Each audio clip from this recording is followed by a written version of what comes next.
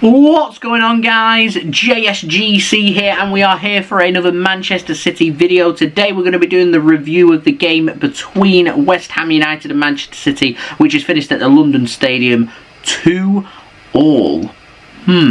Lots to digest in this one, so before I do dive right in with my match review, match analysis and match reaction, do make sure you have subscribed. Also, don't forget social media links in the description below and sliding across at the bottom of the screen if you want to follow me on my Twitter and Instagram. Email also in the description below too if you want to hit me up for any sponsorships for any videos or any general business enquiries. Leave a thumbs up as well if you do enjoy this video. 100 likes once more is the aim, and most importantly, let me know your thoughts in the comments below. Is this a point gained, or is this dropped points for Manchester City?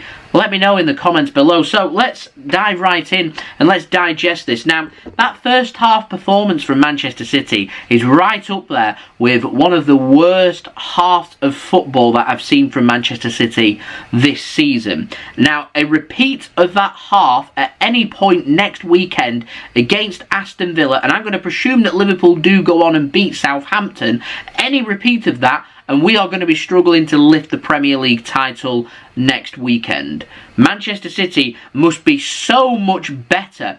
We didn't come springing out of the blocks like we have against Newcastle and like we did against Wolverhampton Wanderers away from home. We didn't do that, and because of that we put ourselves under a massive amount of pressure, and we do that again next week, and all of a sudden it gets just amplified up, and the stakes get even higher, to a point where next weekend is virtually a 90-minute match where Manchester City are in a cup final. They don't even have the reliance of extra time and penalties. All Manchester City have next weekend, if Liverpool win in midweek, is it's very simple. We must beat Aston Villa in 90 minutes. That's where the Premier League title is going to be won and lost when it comes down to it. However, a Premier League season is decided over 38 games. You accumulate the points up and you can decide where points have been won and lost. And I'm not just going to say that if City drop points next week and we blow the Premier League title, I will say that it wasn't just down to that. It's all the other games where we drop points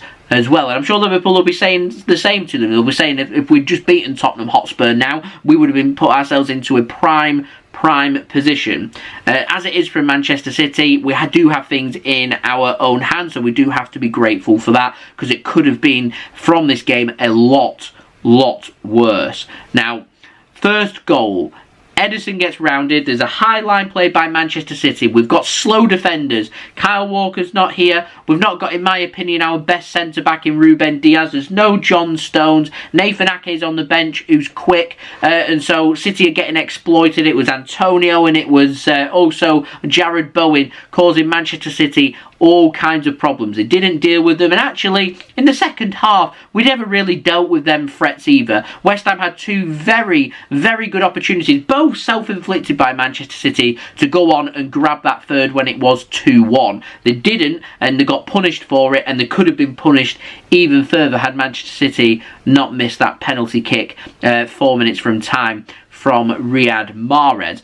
But that first goal comes about from Man City's high line. Bowen comes in. He decides, with Ederson advancing, I'm not going to take a first-time shot. I thought Ederson made the right decision there. Gives the tight angle to Bowen. We've got the issue covered on the line with Laporte backtracking. It means if Bowen's to score, he has to go across and find the acute angle and score. And fair credit to Bowen. He goes out there and does that. And West Ham get the all-important first goal. When Manchester City get that all-important first goal, it isn't often Manchester City not only don't lose the game, it's not often we don't go on to win that game. So what Manchester City needed to do in this game, come out of the blocks first 10-15 minutes and really take the game to West Ham, try and get that goal. We never put ourselves into that position. We were never ahead in this game. We was always backtracking. This was such a difficult game, made even more difficult by us going behind. And then we carried on pushing, shots off target, potluck shots, finding it difficult to find space,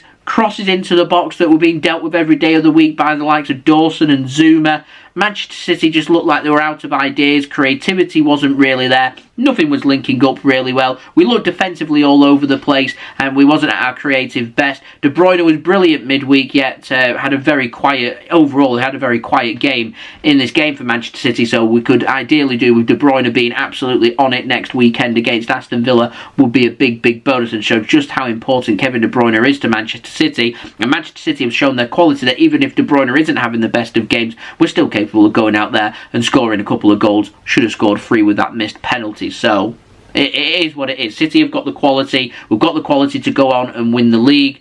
We need to be very, very, very careful. We need to have a very good game. And the best way of dealing with all this anxiety, go out there and score the first goal, something we didn't do in this game. And it got even worse when West Ham doubled their lead right before half-time. Again, High Line just caught out. This time, Ederson advancing off his, wants to advance off his line, just kind of caught here and there. Fernandinho tries to make the block, goes through his legs. Ederson's blinded by it. It isn't accurate. It isn't into the bottom corner. And Ederson's beaten, and Manchester City are 2-0 behind. I thought this one was disappointing goalkeeping. It was disappointing defending from Manchester City. And you need to make sure that play to the situation where in added time, going into added time, in the first half when you're 1-0 behind, just keep things tight. Because the last thing you need to do is concede again and have West Ham double their lead and go in 2-0 behind rather than 1-0, and we're right up against it. But as it is, Manchester City came out really fired up for the second half. They made a comment on Sky Sports, said that Manchester City looked like they were bottling the Premier League in the first half and came out in the second half looking like Premier League champions. They looked much more motivated, much better. They were finding the space better. They were passing and moving a lot better. They passed and moved so well against Wolves.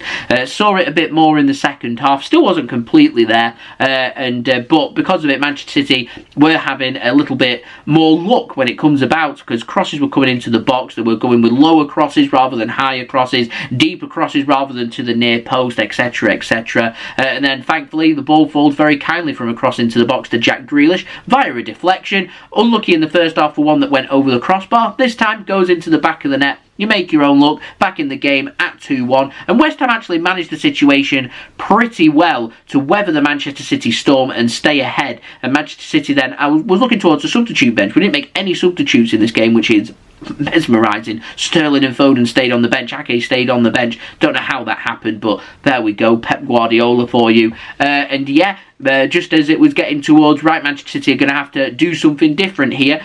We managed to break down West Ham once more. Free kick, left-hand side, whipped in from Mahrez. It's a brilliant ball in. Coufal gets his foot onto it. There's so much pace and whip onto it. Into the back of his own net. 2-2, just what we were looking for, and we really needed to push on from there. And then, yeah, like I said, West Ham missed a couple of guilty opportunities, as I mentioned before, when it was 2-1 and they were growing back into the game. And then Manchester City were pushing, trying to make things happen. Jack Grealish, Gabriel Jesus, I thought both had very good games here for Manchester City. And it's the latter that I mentioned there, Gabriel Jesus, that's brought down 4 minutes to go via Coufal. I thought Jesus had a stonewall penalty turned down in the first half, kicked through the back of his legs from Kurt Zouma, right in front of the goalkeeper. No idea why VAR didn't have a look at it. Only Bernardo Silva made a big fuss about it. This time, though, with Jesus going down under Coufal, City made a much more of a big fuss about it. VAR did have a look at it and told the referee to go to the monitor. Referee took a minute to think about it. Didn't get the best angle of the shot, actually, which showed that it was a stonewall penalty for Manchester City. Gave the correct decision, penalty Manchester City. Here we go, all pressure onto Liverpool, 6 points clear, 2 games to play. Riyad Mahrez has been Mr. Dependable from the spot mostly this season for Manchester City, with not the worst penalty in the world, but a really good height for the goalkeeper, going to the goalkeeper's left-hand side or Mahrez's right-hand side, and it's a very good save from Fabianski. VAR did have a look at his back foot. It was on the back line. It was a good save from Fabianski. He guesses the right way and keeps it at 2-2. Ideally, with that penalty, you want to be going top corner or right into the bottom corner, because even if the keeper gets his hand onto it, there's a good opportunity if you've got enough pace that it did have on that shot, then it still goes into the back of the net. But as it is, it's at the right height for the goalkeeper, and a missed opportunity there for Manchester City. And what City need to make sure now next weekend is that we don't miss opportunities like this. I think for this game, and analysing it, there's so many things City can improve on. Their visual awareness, being aware of what's around them, play into the situations, also moving, passing and moving with the ball, being clinical in front of goal. 31 shots, 8 on target, not a brilliant return. West Ham had 2 shots on target all game with 2 goals. That's what I call clinical. City with 8 shots on target, 2 into the back of the net. It's not the worst return in the world, but 31 shots with 8 on target isn't brilliant from Manchester City, and that's what City need to be aiming to look towards next week, making sure they're attacking and playing in them situation, and most importantly, first 10-15 minutes, ease all the anxiety around. I feel physically sick about that game next week, because I know Liverpool's going to win on Tuesday, and so you know it's going to come to this situation, and you know what's going to happen, and Manchester City need to make sure they play a perfect game. One final 90 minutes, one final big push. City were 2-0 behind. This could have been so much worse. Trust me, this could have been so much worse. Could have been better with a missed penalty. As it is, 45 minutes into this game, you say to me this finishes 2-2. I'm going, brilliant. See you next weekend. Let's go again. And that's where we're at. In the end, to me, that is a good point for Manchester City. It's a point that could well be crucial in us winning the Premier League next weekend. First, eyes will go on to St Mary's. Liverpool must beat Southampton. Goal difference is at 7. If Liverpool draw against Southampton, if they can manage to hold firm and 0-0 that, for example, then Liverpool must hope for a loss for Manchester City, and Liverpool overturn that by scoring. I think Manchester City have got the goals on them as well. I think Liverpool would need to go out and win by 6 if Manchester City, I might even be wrong with that, might even need to win by 7 if Manchester City lose by 1 if the draw midweek. What we want is a Southampton victory. A Southampton victory means Manchester City are Premier League champions on Tuesday night, and we can have a big celebration next Sunday. What will more than likely happen is Liverpool will win that game, and Liverpool will be 1 point behind Manchester City. So firstly, I have to say thanks for Spurs for getting that point against Liverpool. That could be crucial, and this point that we've got against West Ham could just be the point that wins Manchester City the Premier League next week. Focus has to be on Aston Villa. Simple equation. You don't even have to bother with Liverpool. Just beat Aston Villa next weekend and we're Premier League champions. But we will keep an eye on Liverpool, because we could be Premier League champions on Tuesday. Once we can discuss this further in the preview when I do get round to doing that next week, of course, when we have the build up to this massive Aston Villa game. So yeah, they're my thoughts. Let me know your thoughts in the comments below. I'm interested. What are you made of this performance? Is it a point gain for Manchester City, or have we dropped 2 points and it could be very costly for us? What are your thoughts? Let me know in the comments below. Also, don't forget as well to subscribe if you're new around here. Press that red button, press the bell, and put your push notifications on. 25k subscribers is the aim now. Less than 1,500 subscribers away from that goal, so any help towards that would be much appreciated. We've got all the build up to Manchester City's finale next weekend, so you've got that to look forward to, so subscribe if you haven't already. Also, don't forget social media links, they're in the description below and sliding across at the bottom of the screen if you want to go and follow me on my Twitter and Instagram. My email also in the description below too if you want to hit me up for any sponsorships for any videos or any general business enquiries. Also, don't forget as well to leave a thumbs up if you do enjoy this video. 100 likes once more is the aim, and I will see you all again with a big build up towards the final week of the Premier League season. So I've been JSGC. Thank you everyone for watching. I hope everyone is safe and well. Peace. Ciao for now.